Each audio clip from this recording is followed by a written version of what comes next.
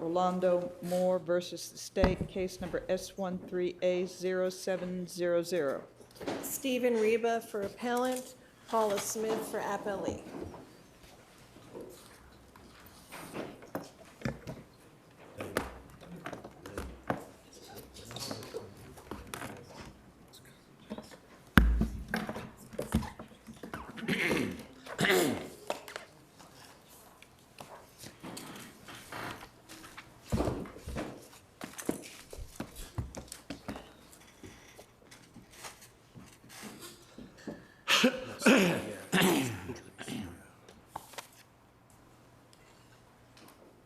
Mr. Reba, you may proceed. Thank you, Your Honor. May it please the court, my name is Stephen Reba. I'm an attorney at the Barton Child Law and Policy Center, and I represent the appellant Marcus Moore.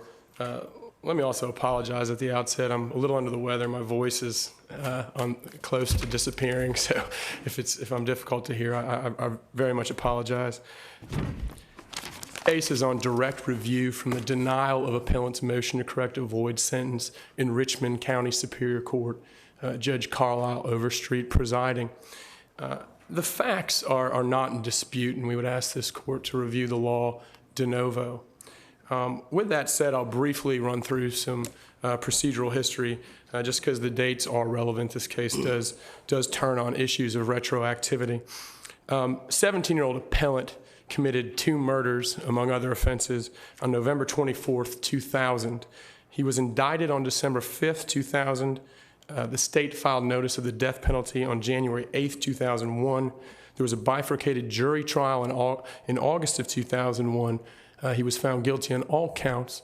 Instead of proceeding to the sentencing phase, he opted to enter into a plea bargain where he waived certain post-conviction rights in exchange for a life without parole sentence. Subsequently, much later on, we undertook representation of the appellant and filed a motion to correct a void sentence back in the Richmond County Superior Court, essentially arguing that Roper v. Simmons, the 2005 case which outlaws the death penalty for those under the age of 18, retroactively applies and excludes appellant from the class of persons eligible for the death penalty and thereby renders his life without parole sentence void. And with that, I will jump right in. And this is the key, the linchpin in our case, if you will. If we were in any other state, or even in a state like Georgia is now after 2009 and it changed its law, where life without parole was independent, autonomous from the death penalty, we would not have brought this motion. We would not be in front of this court. But because this commission of this crime took place between May of 1993 and essentially April 29th of 2009 when the law changed, the law that applies intrinsically links death to life without parole. And that's what this court held in the 1996 case of State v. Ingram, essentially analyzing the 1993 enactments of the Georgia General Assembly in 1710-16, 1710-30.1, 31.1, and 32.1, which unequivocally say you have to be death penalty eligible in order to get a life without parole sentence in Georgia. Okay? And the crux of our argument of retroactivity is that Roper applies the precisely same way that it applies to a death sentence, which is through the first prong in Teague v. Lane, which essentially says when certain conduct is prohibited, which the U.S. Supreme Court has subsequently said, it constitutes when there is a class of persons that is created. It said that in the 89 case of Penry v. Limall. That was the case where it ultimately declined to say there's a constitutional bar on the execution of mentally disabled persons, but it said if we were to hold this would undoubtedly be class creating, and that would fall under the first prong. So the key here is that Georgia has made death, at least in this time frame, the heartbeat of the life without parole sentence, okay? And it is not We are not asking for a judicial extension of retroactivity. In fact, it's the Georgia General Assembly that built that bridge in 1993 from death to life without parole that we're asking this court to traverse.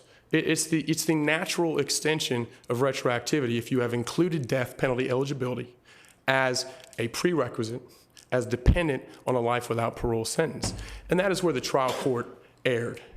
In the trial court's order denying the motion, he says, erroneously says that this is Roper is a narrow holding that only applies to the execution of juveniles.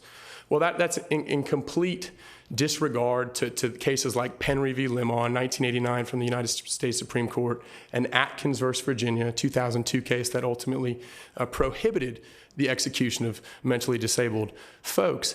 And both of those cases clearly say that when there is a prohibition, when there is a prohibition under the Eighth Amendment like this, it's clearly class creating. Clearly class creating. And in fact, Roper, the 2005 case, is very, very similar to the 2002 case of Atkins. Almost the same rationale. Same rationale. We're talking about lessened culpability. I mean, it's the same decision.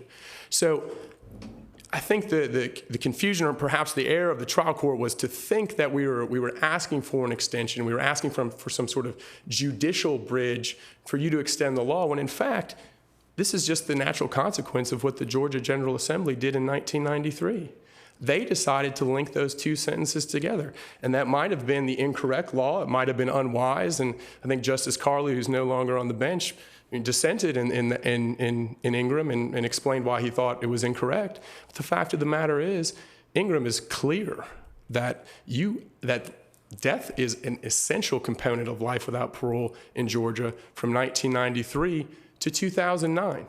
The minute that Governor Perdue, on April 29th, 2009, signed Senate Bill 13 and made those two sentences autonomous, our argument, that argument no longer flies. But the fact of the matter is, appellant cannot be sentenced on a 2009 law. It's not a constitutional enactment. It doesn't apply retroactively. It would be ex post facto. But the 2005 Roper case applies directly to him, and we're asking this court to apply that retroactively. The second erroneous component of the trial court's ruling was that appellant somehow waived the right to correct a void sentence through his plea bargain. Okay. And in our brief, we addressed that in two parts. The first part is Georgia law does not permit the waiver of a motion to correct a void sentence, one.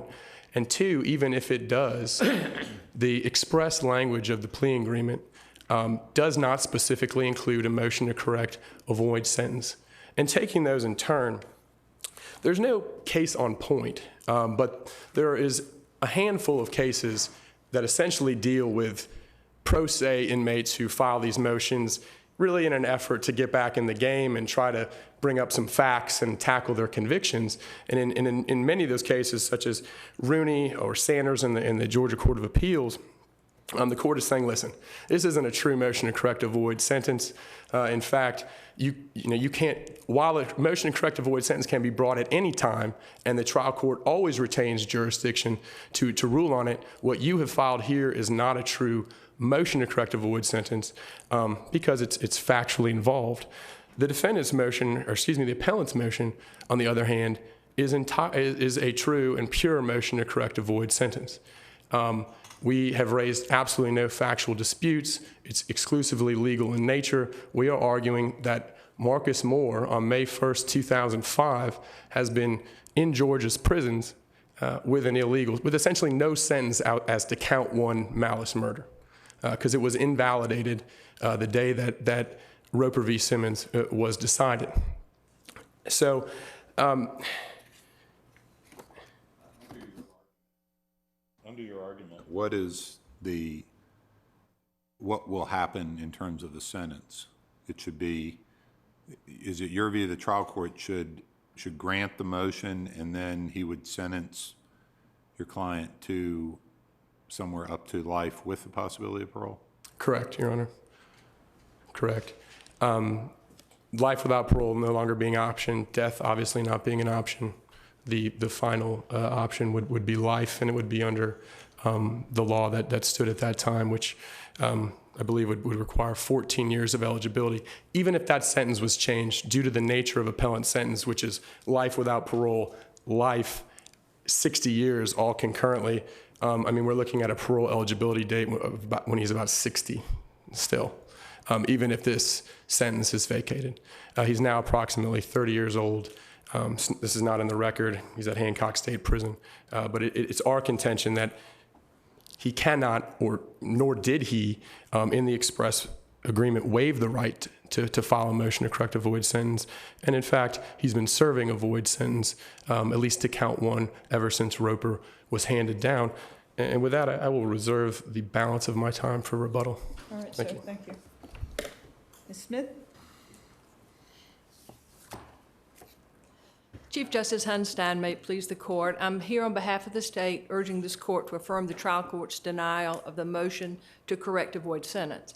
And we take issue with the appellant's reading of Roper because we think the trial court correctly found it was a very narrow holding.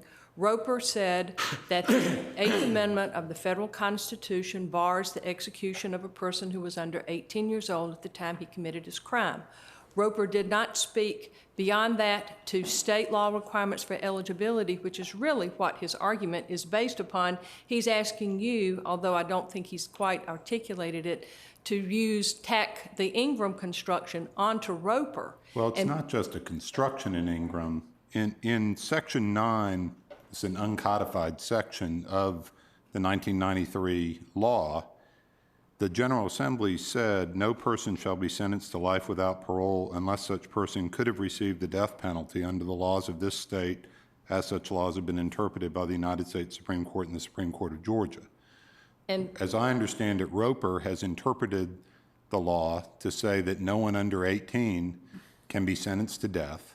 As of now, but the law in effect at the time. And Roper, so you agree, Roper says, if Roper had been in effect at the time of this sentencing, the defendant could not receive the death penalty. No, Your Honor, that is absolutely correct. And under the statute, the defendant could not have received life without parole. If that had been, and that's the dispositive question, because you had a United States Supreme Court decision on Point Stanford, which held to the contrary and said it was permissible. He was eligible under state law at the time for life without parole. But Roper is not a procedural ruling. It is a substantive ruling. It says that no one under the age of 18 could ever be sentenced to the death penalty. Well, it can't be carried out, Your Honor. I don't know that it speaks in terms of being sentenced to the death penalty, but to be carried out. And I think that's a distinction with a difference because you have generally... It doesn't say carried out. It says you cannot get the death penalty. Roper says you cannot get the death penalty if you're under 18. It says, Your Honor, it uses eligibility in places, and it also talks about categorically barring executions of persons, and they have so in their subsequent decisions. Graham refers to Roper as barring the execution of persons. Depends on which phrase you want to pull out. All right, so your view is Roper, when it said you can't get the death penalty, states were completely allowed to leave people on death row under the age of 18 as long as they didn't execute them. No, they did Your not Honor, have an obligation to go back and correct their sentences. I'm sorry. You have given effect to Roper. You have applied Roper retroactively. The death sentence of Gibson and Jenkins have been set aside.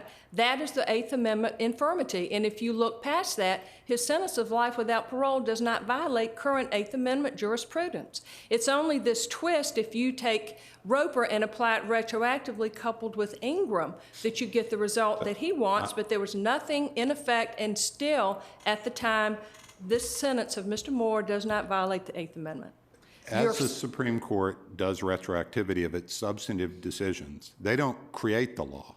When Roper was decided, they decided that never, from 1789 to the from the 14th Amendment to the present, no one under the age of 18 could be legitimately put to death for a crime. I do not dispute that, Your Honor. And Counsel, I'm surprised that you don't dispute that. Roper was a case based on evolving standards of decency, was it not? Yes, Your Honor. And evolving standards of decency, that is itself a standard that recognizes that what is cruel and unusual under the Eighth Amendment may change over time. You're absolutely right, Your Honor, and that's the distinction between Stanford, when that was the law in the books at the time of Mr. Moore's trial. Stanford said there is absolutely no prohibition under the Eighth Amendment for a death sentence to be imposed upon persons between the ages of 15 and 17 at the times their crimes were committed. The Penry case that counsel is relying upon was the first instance in which the United States Supreme Court looked at the issue of mental retardation and whether it barred a death sentence under the Eighth Amendment. And it found there was no consensus in 1989 that did so, even though Georgia was the first state in the nation to have such a statute. The Supreme Court revisited that decision in Atkins and said, looking at the change across the nation, we now find there was a consensus. So yes, Your Honor, looking at the law in effect at the time, under Stanford. But under Adkins, even though it overruled Penry, and under Roper, those decisions have been applied retroactively even to cases decided before whatever standards may have evolved. In other words, Adkins has been applied to mental retardation claims even before Penry, right?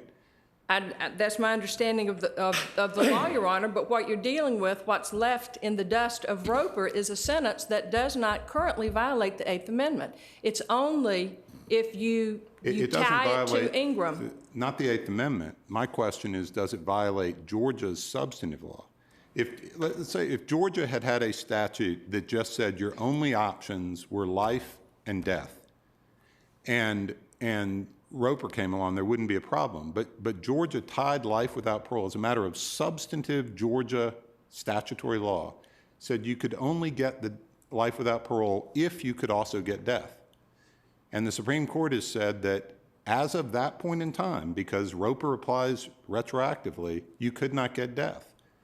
So I'm trying to figure out how you get life without parole when the statute says you can only get life parole if you can get death. Well, and again, I think we're talking about the proverbial expression, is a glass half empty, is a glass half full, because in 2001, both under state law, as construed in Ingram, and under Stanford, he could receive life without parole.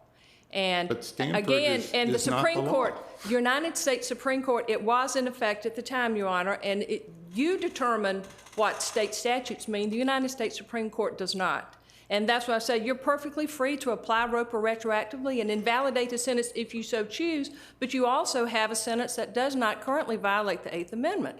In Graham versus Florida, the U.S. Supreme Court says My question life is, without parole for... does it violate the statute? I don't believe it does. Not the Eighth Amendment, because it doesn't violate the Eighth Amendment. The Supreme Court has said you can sentence juveniles to life without parole.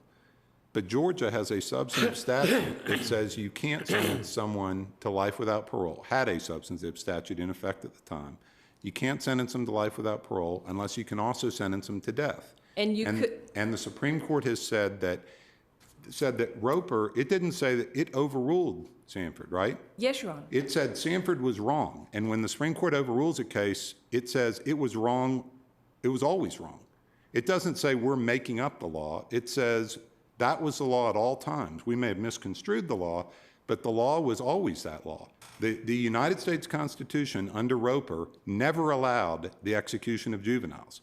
The Supreme Court may have messed it up and let lots of juveniles get executed, but under the Supreme Court's retroactivity case law, it says we don't make up the law. We say what the law always has been. So, I mean, that's what the Supreme Court has said in its retroactivity cases. I understand that, Your Honor, but again, had Mr. Moore gotten a death sentence, there would be no question.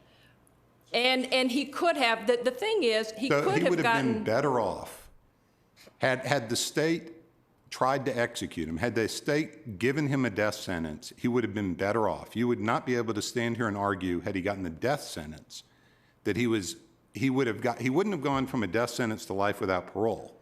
If he had gotten a death sentence, you would agree that he would go from death sentence to life with the possibility of parole. Your Honor, he's the one that chose to enter this plea bargain. Can you answer that question? Had he actually gotten the death sentence, he would be eligible for resentencing not to life without parole, but only to life with the possibility of parole? As of today, in the wake of Roper, absolutely. And he would be entitled to that even under a motion to void an illegal sentence, because his death sentence would be illegal. Well, And I think there's no question that would be it, but we have this twist under state law, and it's totally up to you to decide what you want to do with Ingram. But, How counsel, hyper-technically you want to read Ingram.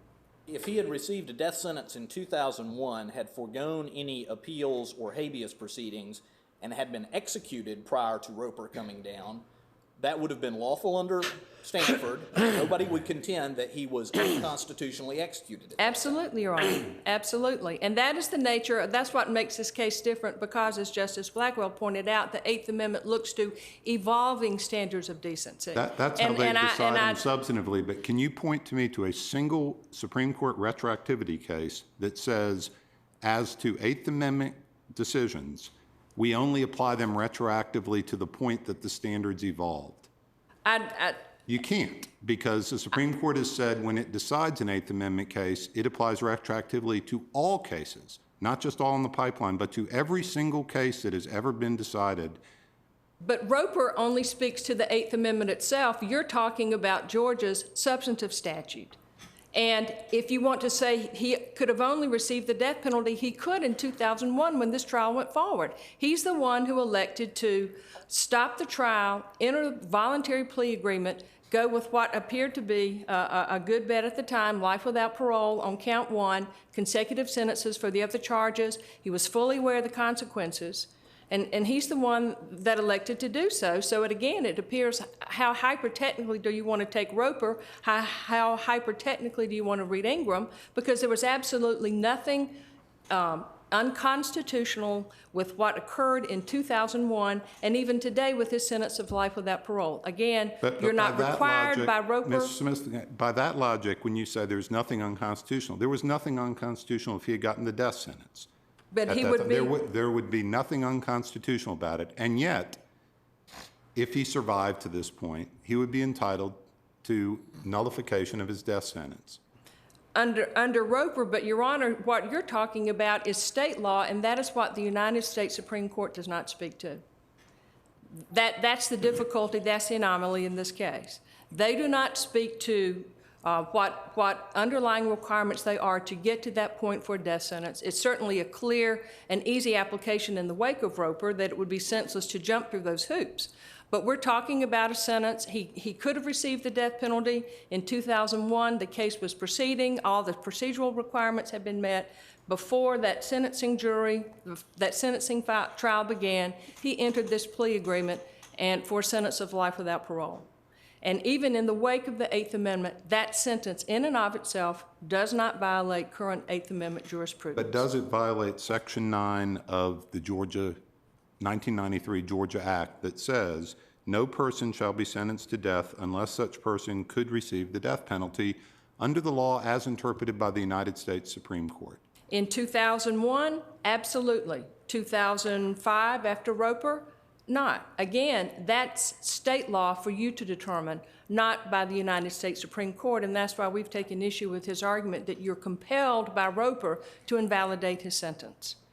Roper does not speak to all 50 or however many states had death penalty cases on the books.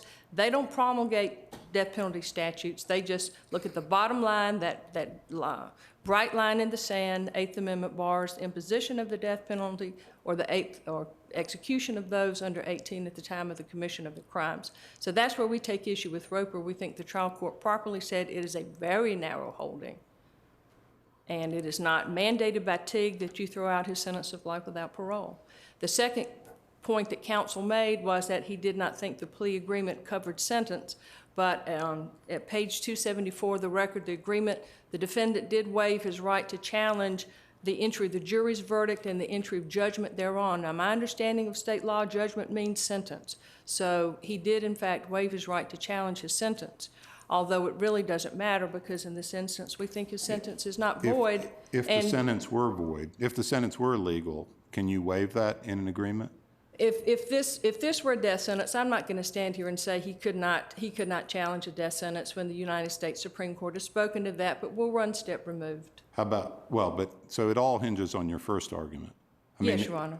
I mean, if a defendant can't agree to be sentenced to 20 years on a misdemeanor and waive the ability to challenge that down the road. I don't think you have to reach that. In this case, when you don't have a sentence that violates the Eighth Amendment, again, Roper only speaks to the Eighth Amendment. Everything else is a function of state law. And that's up to you to determine if you want to apply it retroactively or give effect to the law in effect at the time of his sentencing. You have expressed a preference over the years to go with the law in effect at the time is committed and the crime occurs. That's been the general rule. I realize the Widener case that the trial court relied upon was one where there was a change in state law and the defendant was trying to get the benefit of a change by the General Assembly. Here we're simply talking about, I think, an Eighth Amendment prohibition, again, under the evolving standards of decency. There was nothing constitutionally infirm in 2001 when he went to his trial and decided to go for life without parole. If you have no further questions, I would urge you to affirm. Thank you. Thank you, counsel. Just one quick point addressing opposing counsel's argument. I think the problem is that there's maybe a confusion over where the compulsion lies. Okay? The compulsion is not Roper.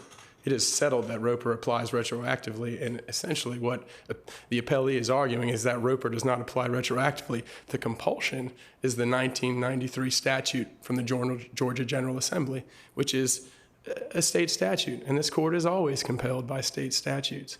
And I think that's where her argument is running into a bit of problem. And with that said, we would ask you to reverse the trial court, absent any more questions, and allow Mr. Moore to be sentenced to the appropriate and legal sentence, which is life with the possibility of parole on count 1. Thank you very much. Thank you, counsel. This court will stand recessed until further order.